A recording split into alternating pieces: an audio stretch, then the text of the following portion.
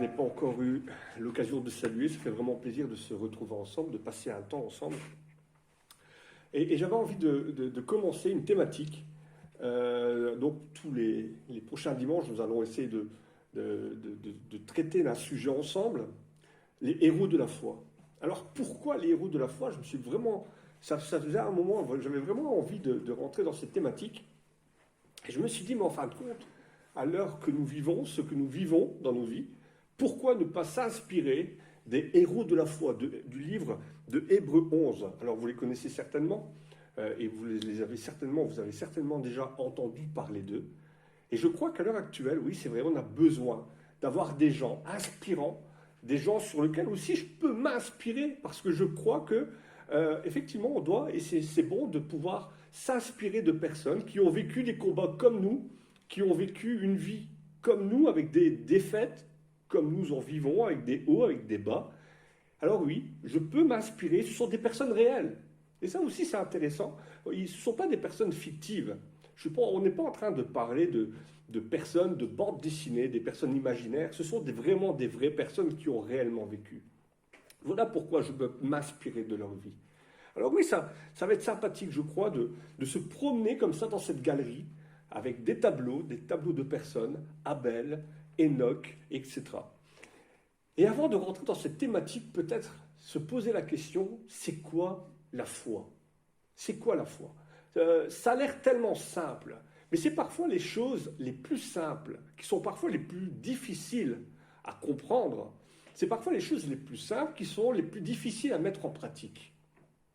Alors je me suis dit, oui, voilà, on va vraiment s'inspirer de ces héros de la foi tout au long de ces dimanches. Et peut-être que moi, je peux aussi, en tant que personne, devenir un héros de la foi.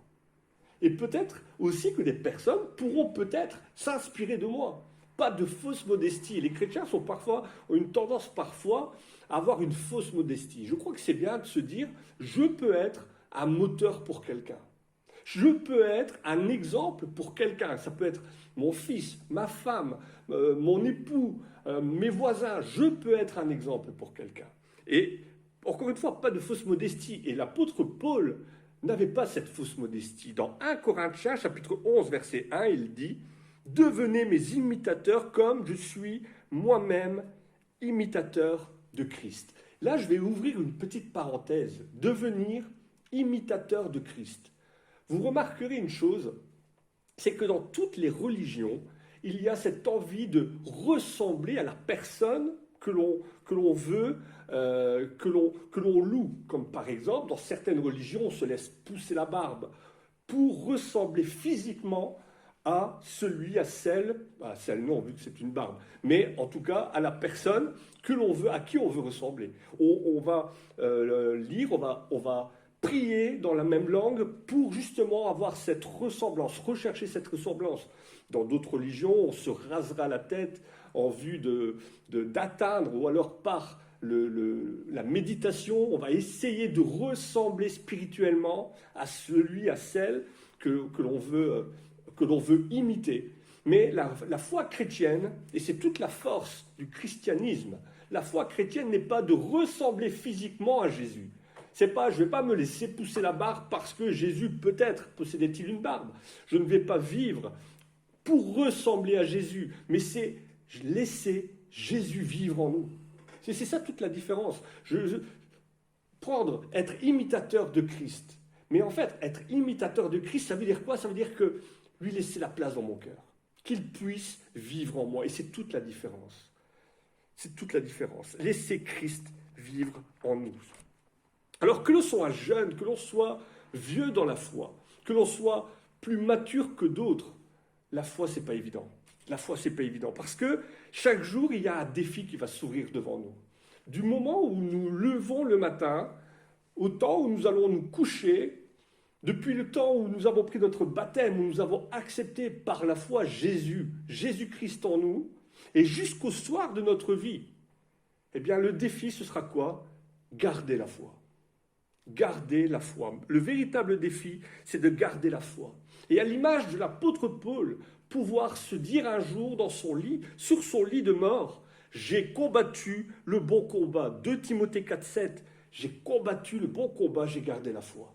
Alors je vais peut-être dire quelque chose qui va peut-être vous troubler.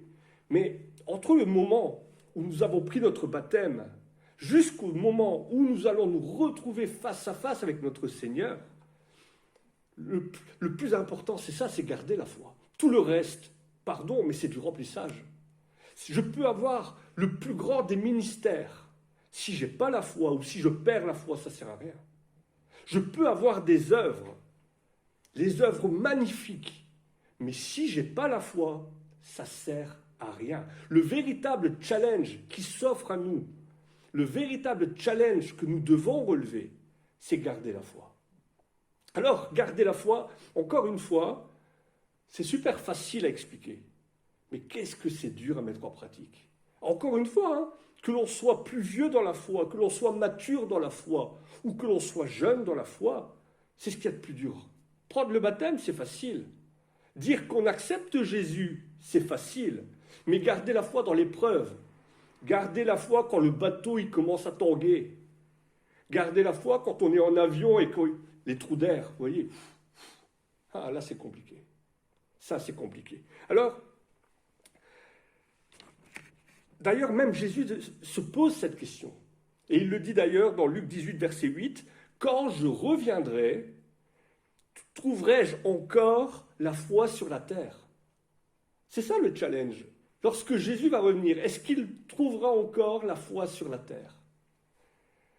Alors, avant vraiment de rentrer dans cette thématique des héros de la foi, eh bien, on va peut-être se questionner sur c'est quoi la foi? Il était une fois. Je pourrais intituler ce message « Il était une fois ».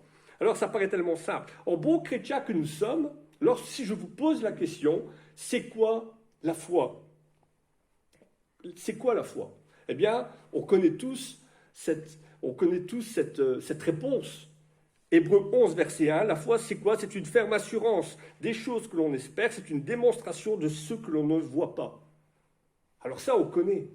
C'est un verset qui est souvent cité, c'est la définition de la foi biblique, je vais la relire. Hébreux 11, verset 1, c'est une ferme assurance des choses que l'on espère, une démonstration de celles que l'on ne voit pas. Alors la foi, on croit que c'est un moyen de plaire à Dieu, mais la foi, ce n'est pas un moyen de plaire à Dieu. C'est le seul moyen de plaire à Dieu, c'est différent. Ce n'est pas un moyen parmi beaucoup d'autres, c'est le seul moyen de plaire à Dieu. Toujours dans le livre de Hébreux 11, verset 6. Personne ne peut plaire à Dieu sans la foi. En effet, celui qui s'approche de Dieu doit croire que Dieu existe et qu'il récompense ceux qui le cherchent. Alors ça veut dire quoi dans la pratique? Dans la pratique, ça veut dire quoi? Je vais prendre un exemple tout simple. Mon grand-père. Lorsque j'étais enfant, lorsque j'étais gamin, mon grand-père, mes grands-parents paternels habitaient une cité ouvrière sur Quiévrochin. C'était un ouvrier métallurgiste aux ateliers du nord de la France, les ANF, que certains ici connaissent. C'est des ateliers qui étaient fort prospères, en tout cas dans le coin. Et ils habitaient comme ça une petite maison avec un petit muret. Et tous les week-ends, j'allais passer place Doumer. Mon enfant, j'ai passé énormément de temps là-bas, j'ai passé des bons moments là-bas.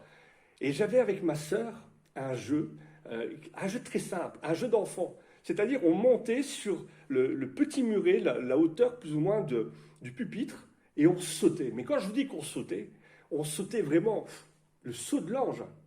Et mon grand-père, petit ouvrier Rabelais, il nous rattrapait au vol. Alors, ma sœur et moi, chacun à notre tour, on montait, on sautait et il nous rattrapait. Eh bien, la foi, c'est ça. Je savais que mon grand-père était fort. Je savais qu'il n'allait pas me laisser tomber, alors je pouvais sauter. Et avec Dieu, c'est exactement la même chose. Croire que Dieu existe, c'est pas ça la foi. Croire que Dieu existe, c'est pas la foi. Croire qu'il existe, parce que même le diable là, le sait, même le diable sait que Dieu existe. Par contre, croire et savoir qu'il existe, savoir qu'il est puissant, nous l'avons chanté, hein, savoir qu'il est majestueux, c'est pas encore la foi, mais on commence à s'en rapprocher. La véritable foi, c'est de savoir que Dieu existe, qu'il est puissant, je lui fais confiance et je saute dans ses bras. Je me laisse guider par lui. Je me laisse imprégner. Je lui laisse prendre la direction de ma vie. Je lui donne ma vie. Je saute dans ses bras. Et je sais qu'il va me rattraper. Après, c'est pas non plus, il y a une question d'intelligence. Je ne fais pas n'importe quoi. Je ne mets pas Dieu au défi en disant, Seigneur, je vais sauter, je suis sûr que tu vas me rattraper. Une fois, j'ai sauté sans prévenir mon grand-père. Mon grand-père était retourné. J'ai sauté, j'ai crié en même temps. Ce jour-là, j'ai mangé des cailloux, je vous le garantis. Parce que la foi, c'est ça aussi. Savoir faire la distinction entre une porte qui doit être ouverte et une porte qui doit rester fermée. Parce que Dieu ouvre des portes et Dieu en referme. Et je dois être ouvert. Il y avait un humoriste qui a dit ceci un jour, l'esprit, c'est comme un parachute. Si il n'est pas ouvert, tu t'écrases. Ben, c'est la même chose. Je dois être capable de distinguer la parole de Dieu, savoir à quel moment je dois rentrer, je dois marcher dans ses pas et à quel moment je dois attendre.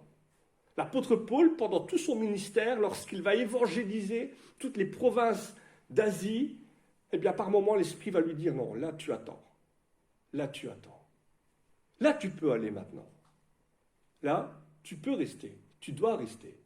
Alors je dois être ouvert à Dieu, je dois avoir une foi, même si elle est petite, c'est pas grave. Je sais que ma foi, si elle est petite, je sais que ma foi, elle va grandir. Et nous le verrons ensemble un petit peu plus loin. Et la foi, c'est ça. La foi véritable, c'est avoir cette certitude absolue que ce qui est impossible peut devenir possible. La foi véritable, c'est de savoir que ce qui, humainement parlant, est compliqué, eh bien Dieu va rendre la chose faisable. Dieu me demande de faire ce qui est possible et lui va s'occuper de l'impossible. Il faut juste que je lui fasse confiance. Il faut juste que j'ai cette envie d'avancer avec lui. Et tous les héros de la foi n'étaient pas parfaits, hein, mais ils ont su à un certain moment de leur vie dire « Seigneur, je te fais confiance. Seigneur, je te fais confiance, j'ai envie de marcher avec toi. » Et c'est ça qui sera bien. Tous les dimanches, nous allons voir un nouveau type d'héros, avec aussi des capacités, mais avec des faiblesses. Et à chaque dimanche, on verra, je peux m'inspirer de sa vie. Il n'était pas parfait, je ne suis pas parfait, c'est magnifique. Je peux m'inspirer de sa vie, je peux avancer par la foi. Je peux marcher par la foi. Je peux être un adorateur par la foi. Prenons vite fait l'exemple de Moïse. On connaît l'histoire. Et celui qui ne connaît pas l'histoire, à la limite, a au moins une fois dans sa vie vu le film. Moïse, un bébé qui a été laissé aux eaux du Nil comme ça. Imaginez, il a été recueilli par la fille du Pharaon. Il avait la richesse, il avait le pouvoir, il avait certainement des femmes, le harem. La fille du Pharaon, c'est pas n'importe qui à l'époque. Eh bien, Moïse va mettre toute cette richesse de côté pour suivre un Dieu qu'il n'a jamais vu. Humainement parlant, on serait avec lui maintenant, on lui dirait « Mais Moïse, t'es fou! Pourquoi tu vas dans le désert avec un peuple que tu ne connais pas, tu n'as même pas vécu, tu n'as pas grandi avec eux? Pourquoi tu vas laisser la richesse, pourquoi tu vas la mettre de côté, cette richesse, pour quelqu'un que tu n'as jamais vu, que tu n'as jamais entendu ?» Eh bien, Moïse va faire confiance. Daniel et ses compagnons, on connaît l'histoire de Daniel et de ses compagnons. Ils ont le choix entre obéir à Dieu ou obéir à un tyran, Nabuchodonosor. Eh bien là encore, ils vont préférer obéir à un Dieu qu'ils n'ont jamais vu que à un roi qu'ils connaissent et qu'ils savent cruel. Alors nous sommes appelés à cela. Nous sommes appelés à marcher non pas en fonction de ce que nous voyons, non pas en fonction de ce que nous pouvons gagner, de ce que nous pouvons toucher, non pas en fonction d'un plaisir qui va être immédiat, qui va être temporel, mais en portant notre regard sur Dieu, sur son plan, sur sa volonté, sur sa gloire. Et c'est ça qui est compliqué. Parce que je dois faire taire le ça, le moi, comme dirait Freud, mon moi. La foi, c'est ça. Alors certains, et on a certainement des gens comme ça dans notre famille, chez nos amis, des cartésiens. Ils se revendiquent comme cartésiens. La foi, non, c'est pas possible. Non, non, non, non, non. Moi, je me fie qu'à ce que je vois, qu'à ce que je connais. Je me crois et je me fie à ma logique. Mais si on réfléchit un instant, les gens portent leur foi sur des choses complètement ridicules, plutôt que sur un Dieu qui est absolument, et nous allons le voir tout au long de ce message, en tout cas, c'est vraiment l'espérance que j'ai aujourd'hui, c'est de faire comprendre que Dieu, il existe. Mais ça, vous le comprenez, mais qu'on puisse le faire comprendre aux gens. Dieu existe. La société dans laquelle nous vivons, elle est basée sur la foi. Et les gens préfèrent faire confiance, placer leur confiance sur des choses absolument stupides que sur un Dieu qui est absolument réel. Prenez l'exemple tout simple. Qui boit de l'eau du robinet? Je pense que tout le monde actuellement boit de l'eau du robinet, moi le premier. Alors que personne n'a été visiter une station d'épuration. Personne n'a jamais lu le résumé là, pour savoir si l'eau était potable ou non, mais par la foi, nous buvons de l'eau du robinet. Et les gens boivent de l'eau du robinet, mais personne n'a jamais été visité ou si ça tombe, elle est polluée. Qui vous dit qu'elle est potable? Donc nous buvons par la foi. Qui va au restaurant? Qui vous dit que le champignon que le cuisinier a placé dans votre plat, qui vous dit que ce champignon était comestible? Que la viande, elle n'a pas été stockée sur le coin d'un meuble pendant 3 mois, On peut mourir d'une intoxication alimentaire. Mais par la foi, vous faites confiance au cuisinier. Un jour, alors celle-là, je l'adore, c'est quelqu'un qui me raconte ce truc, qui me dit, un jour, il y a quelqu'un qui a donné à votre arrière grand-père un morceau de papier sans aucune valeur, en lui disant, donne-moi l'or que tu as dans tes poches et ton argent, eh ben, je vais te donner un morceau de papier, et par la foi, tu vas me faire confiance, ce papier correspond à la valeur de l'or que tu m'as donné. Et par la foi, nous l'avons accepté. Alors, tout le monde, nous sommes tous des hommes de foi. Nous avons tous la foi, nous plaçons notre foi. Alors pourquoi ne pas la placer en Dieu? Alors on va nous répéter, on va nous dire, oui mais non, moi je ne crois pas en Dieu, parce que Dieu on ne le voit pas. Le billet, on le voit, on peut le toucher, mais je ne crois pas en Dieu, il n'y a rien qui prouve que Dieu existe. Et là j'ai envie de dire c'est faux, parce que Dieu est visible. Vous le savez que Dieu est visible. Romains 1, verset 20. Depuis que Dieu a créé le monde, ses qualités invisibles, sa puissance éternelle, sa nature divine, se voient fort bien à l'œil nu. C'est-à-dire, nous voyons Dieu à travers la création, nous voyons Dieu à travers ce qu'il a fait. Nous voyons Dieu à travers l'univers. Nous le voyons à l'œil nu. Alors, quand on considère ses œuvres, les humains sont inexcusables. La science n'apporte que des questions. La Bible apporte des réponses. Et à travers la création, on voit Dieu. À travers la création, on voit la main de Dieu. Quand je vois tes œuvres de tes mains, quel est l'homme pour que tu prennes soin de lui? C'est un verset. À travers la création, on voit Dieu. Et il faut vraiment beaucoup de mauvaise foi pour dire Dieu n'existe pas. Le fou dit Dieu n'existe pas. Mais quelle mauvaise foi que de se dire moi je suis cartésien, je ne crois qu'en ce que je vois. Un exemple tout simple, hein, la création de l'univers. Une question que aucun scientifique ne peut répondre. Comment l'univers a-t-il été créé? Ah, par le Big Bang. Ok, il y avait quoi avant le Big Bang? Il n'y avait rien. Il paraît que c'était le néant, que la matière n'existait pas. Oui, mais d'accord, ok, la matière n'existait pas, mais il y a une loi, rien ne se perd, rien ne se crée, tout se transforme. C'est une loi de physique quantique, hein. C'est pas moi qui l'invente. Tous les scientifiques sont d'accord avec cette formule. Alors s'il n'y avait rien, pourquoi un jour, et suite à une explosion en plus, tout a été créé? Eh bien la science est incapable de répondre à ça. Comment la vie est venue sur Terre? C'est le hasard. Alors ça, j'aime bien quand on me dit c'est le hasard. Quand on voit toutes les preuves de hasard, toutes les sortes de hasard, la Terre a exactement la bonne taille. Si elle avait été plus grande, on se serait pris toutes les météorites, l'attraction était trop puissante. Elle a exactement la bonne taille et elle est entourée de grosses planètes assez puissantes pour justement se prendre les météorites à notre place. Elle a la distance parfaite entre la Lune et le Soleil. Parfaite parce que trop près, on serait brûlé, trop loin, ce serait un désert atomique. On a exactement la bonne rotation pour les saisons.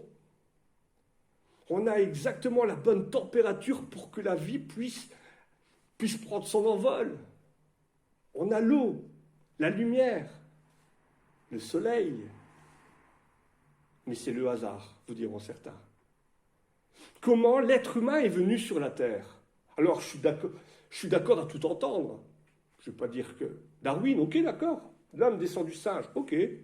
Mais c'est quoi le lien entre le singe et l'homme? Le chaînon manquant, ils appellent ça le chaînon manquant. Alors, je suis d'accord.